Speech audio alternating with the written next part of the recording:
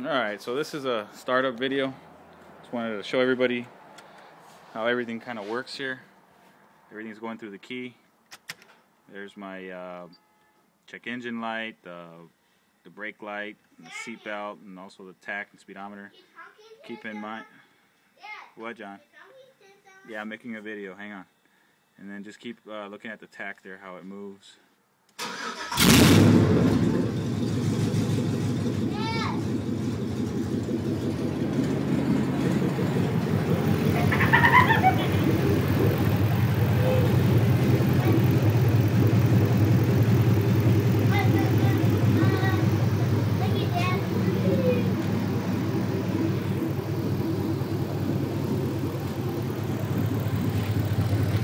Currently has no exhaust. It's just manifold, open manifolds. I don't even have my O2 sensors hooked in yet.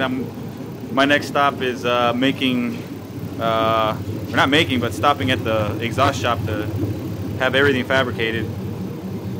This is with a 5-inch drop in the front. Kind of thinking about raising it back up. It's a little bit too low. But anyway, here's the inside. That's why the check engine light is on, is because the O2 sensors are missing. But here's the pedal, the gas pedal for the drive-by-wire.